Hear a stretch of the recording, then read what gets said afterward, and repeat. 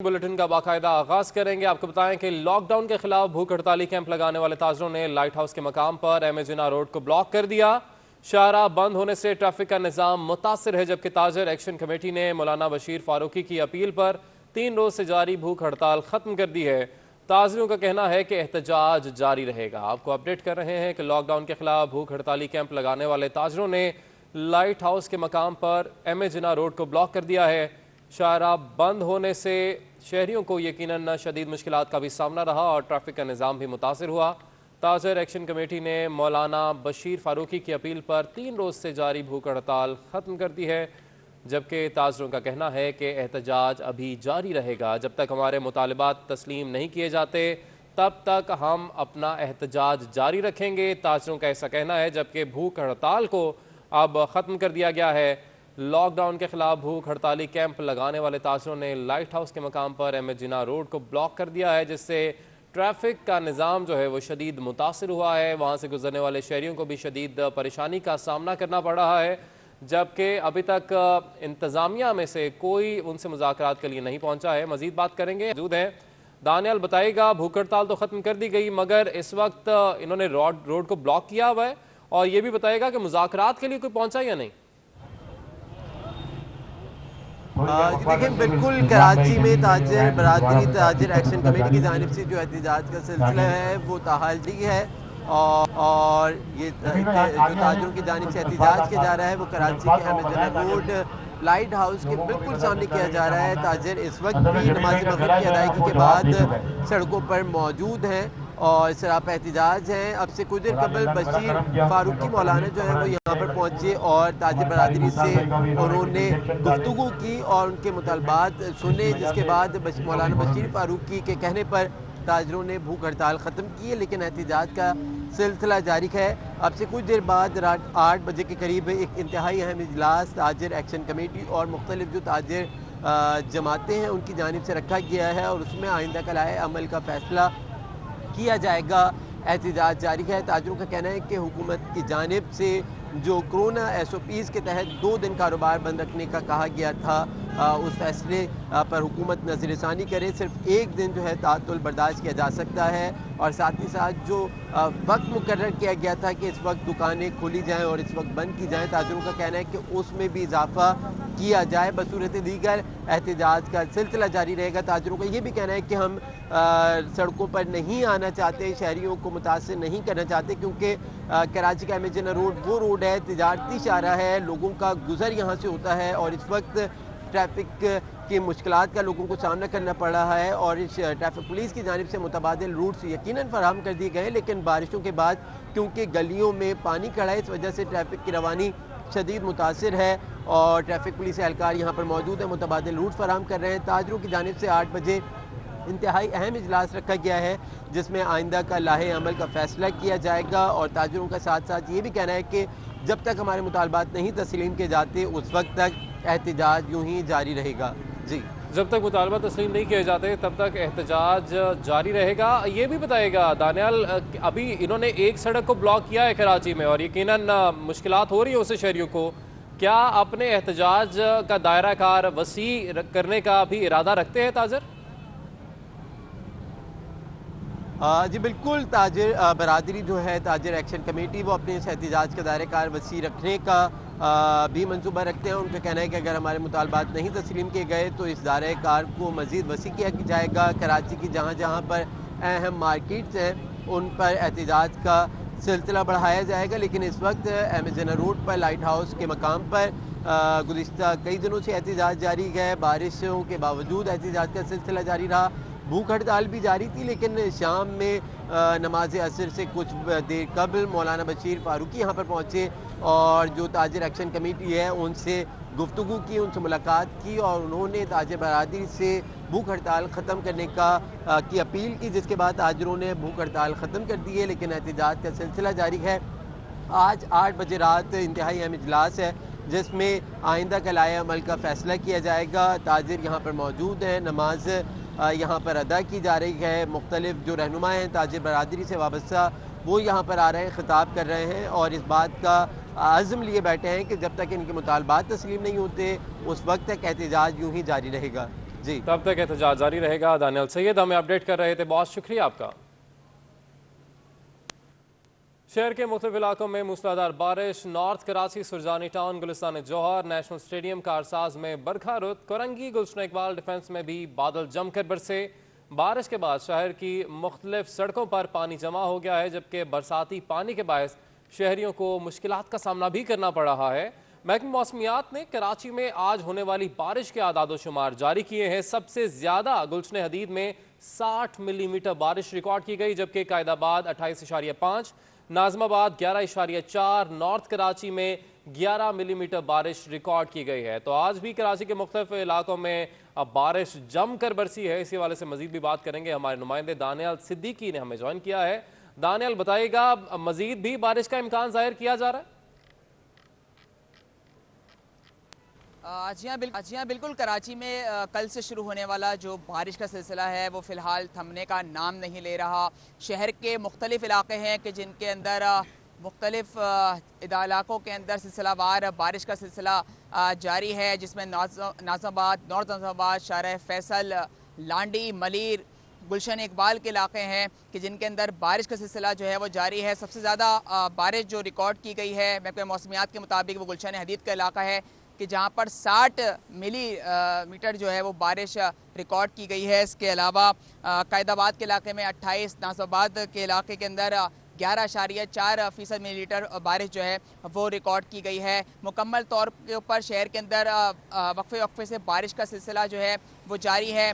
बारिश जहाँ ये बारान रहमत बनकर साबित होती है, वहीं अहले कराची के लिए ये इस वक्त कई इलाकों के अंदर दिखने में आ रहा है कि ज़हमत बन गई है। कई सड़कें हैं शहर की जो ज़ेरे आब आ चुकी हैं, जिनके ऊपर शहरी इंतज़ामिया की जानिब से निकासी आब का काम जो है वो जारी है। आज की अगर हम बात करें तो एडमिनिस्ट्रेटर कराची मुर्तज़ा वहाब साहब ने भी शहर के मुख्तलिफ इलाकों का दौरा किया, जहाँ पर उन्होंने कमिश्नर्स और म्यूनसिपल कॉरपोरेशंस के अहदेदारान को जो है निकासी आब के सिलसिले में जो है वो अहकामात उन्होंने जारी किए हैं। क्योंकि शहर के अंदर वक्फे से बारिश का सिलसिला जारी है, इसलिए निकासी आब के सिलसिले के अंदर जो है वो ताख़ीर का शिकार वो सिलसिला हो रहा है। जी, निकासी आपका सिलसिला ताखीर का शिकार हो रहा है। ये भी दानियाल बताइएगा, हमने देखा कि जब बारिश बरस रही थी तो रेन इमरजेंसी भी क्योंकि कराची में नाफिज की गई है, तो उम्मीद ये की जा रही थी कि हमला जो है मुतहरिक दिखाई देगा। हमें जहां पर पानी जमा होता दिखाई दिया वहां पर हमला लेकिन नजर नहीं आया। इसकी क्या वजह बनी? इसके ऊपर मुर्तजा वहाब की जानिब से कुछ कहा नहीं गया?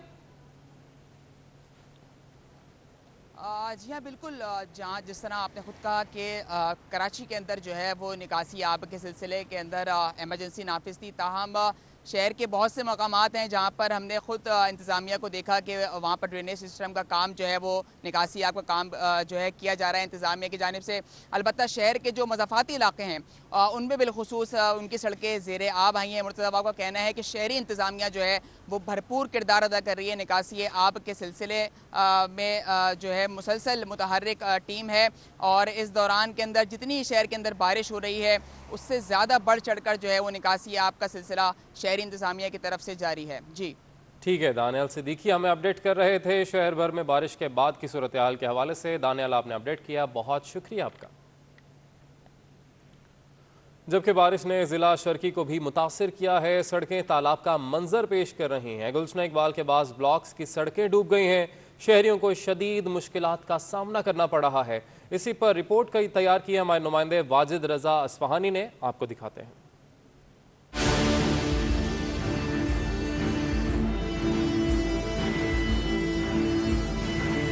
अब्रे रहमत शहरियों के लिए जहमत बन गया। गुज़िश्ता रोज होने वाली बारिश ने इंतजामिया की कारकर्दगी का पोल खोल दिया है। गुलशन इकबाल का इलाका 13D2 जो हमेशा बारिशों से मुतासिर रहा है, इस बार भी इलाके की सड़कों पर पानी भर गया है। जगह जगह गटर उबल गए हैं और सड़क पर बड़े घड़े हादसे का पेश खेमा हो सकते हैं।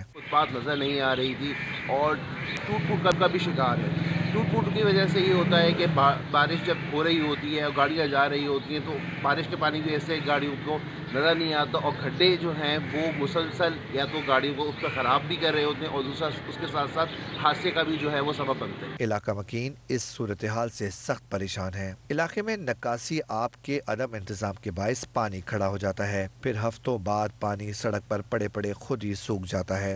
रिहायशी चाहते हैं कि शहरी इंतजामिया इस जानिब नजर करम करे। ये सड़कें जो हैं गुलशन इकबाल तेरा की एक तालाब का मंजर पेश कर रही है।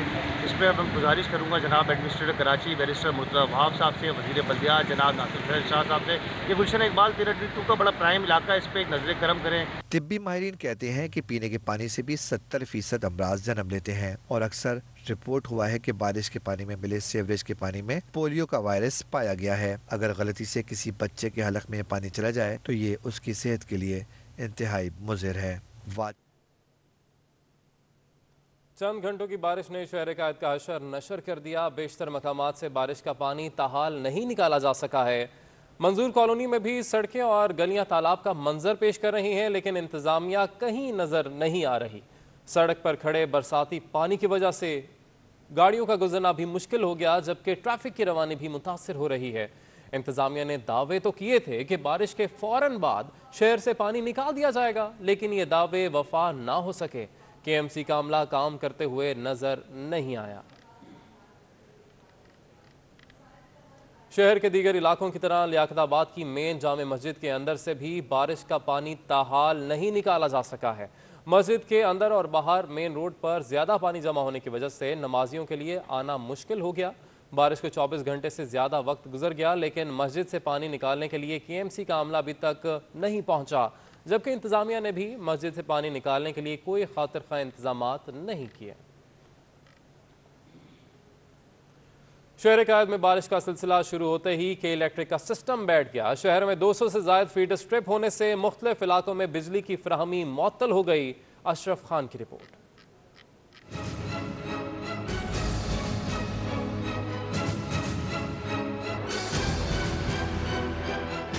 शहर में बारिश का सिलसिला शुरू होते ही के इलेक्ट्रिक का सिस्टम फिर जवाब दे गया। 200 से ज्यादा फीडर ट्रिप होने से बेशतर इलाकों में बिजली की फराहमी मुअत्तल हो गई। North Karachi, north Azamabad, Manghopir, Surjani, Saddar, DHA, Akhtar colony, Manzoor colony, Shah Faisal, FB area, Orangi, Nusrat Bhutto colony, Ittehad town, Baldia के मुख्तलिफ हिस्सों में बिजली बंद हो गई।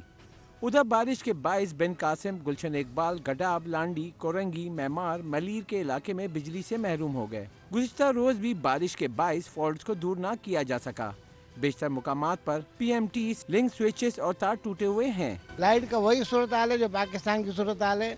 एक घंटा जलती है, 1 घंटा बुझती है, और सारे उसमें फ्लक्चुएशन जो है आपको सारों को पता है, सारे इक्विपमेंट जल गए हैं। लाइट ज़्यादातर नहीं होती, अक्सर चली जाती है। बारिश जैसे ही शुरू होती है बारिश लाइट चली जाती है। ये कल रात से नहीं आ रही हमारे घर पे तो लाइट, बड़ी परेशानी बनी हुई है। ऑफिस जाना होता है, कपड़े इस्त्री नहीं मिलते हैं, फिर बड़ा मसला गड़बड़ हो जाता है। इलेक्ट्रिक हुक्काम का कहना है कि नशेबी और बिजली चोरी के ज्यादा शरह वाले इलाकों में हिफाजती तौर पर बिजली की तरसील में आर्जी बंदिश का सामना है।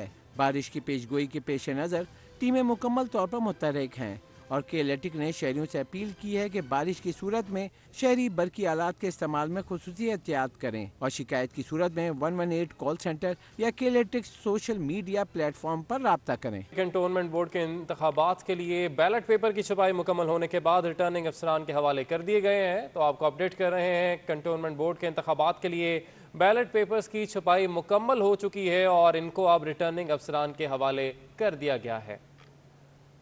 इसी हवाले से मजीद भी बात करेंगे। हमारे नुमाइंदे हसन अब्बास हमारे साथ मौजूद हैं। हसन, बताएगा इस हवाले से।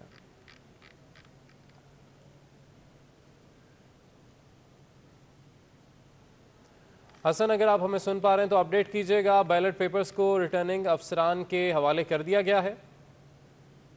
देखिए, बिल्कुल बैलेट पेपर की जो है वो छपाई मुकम्मल कर ली गई है। बड़े आम कैंटोनमेंट बोर्ड के ये इलेक्शन है जो कि 12 सितंबर को होने हैं। तमाम जो 6 कैंटोनमेंट हैं उनके आरओज को बैलेट पेपर छपने के बाद दे दिए गए हैं और उनको जो इलेक्शन का सामान है वो भी आरओज के को हवाले कर दिया गया है। 12 सितंबर को ये इलेक्शन होने हैं। 6 कैंटोनमेंट बोर्ड हैं कराची शहर के अंदर, जिसमें सबसे बड़ा कैंटोनमेंट बोर्ड क्लिफ्टन है, उसके बाद फैसल कैंटोनमेंट है, मलीर कैंटोनमेंट है, कोरंगी कैंटोनमेंट है, कराची कैंटोनमेंट है और मनोरा कैंटोनमेंट है। आज ये इंतखाबात जो है वो 12 सितंबर को होने हैं। इसकी बैलेट पेपर की छपाई मुकम्मल हो गई है और बैलेट पेपर जो है वो आरओज के हवाले कर दिए गए हैं। जी ठीक है, बहुत शुक्रिया हसन अब्बास, आपने हमें अपडेट किया। कैंटोनमेंट बोर्ड फैसल कैंट के रहायशी इंतजार में है कि बल्दियाती इलेक्शन हो और आने वाला काउंसलर पानी की कमी का देरीना मसला हल करे। इज़वान अहमद की रिपोर्ट देखिए।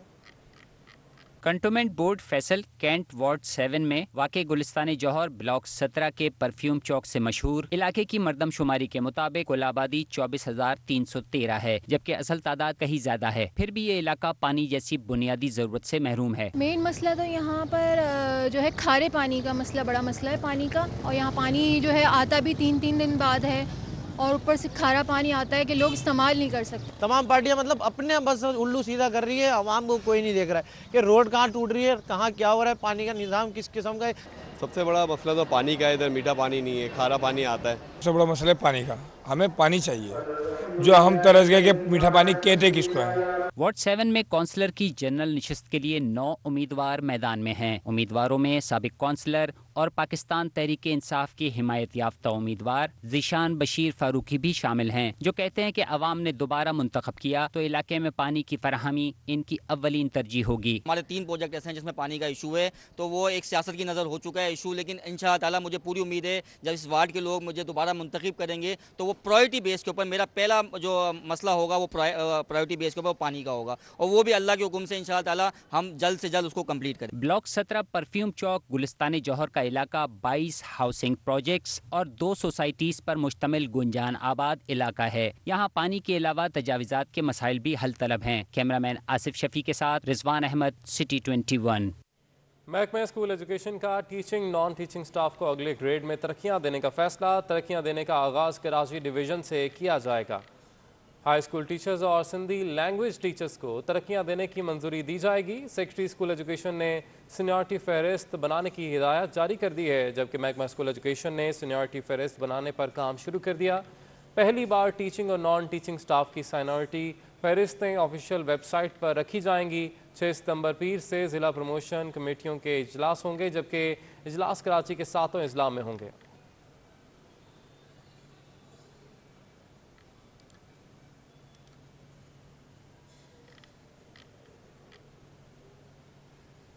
गुलशन इकबाल के एक फ्लैट में आग लगने से लाखों रुपए का सामान जलकर खाकिस्तर हो गया।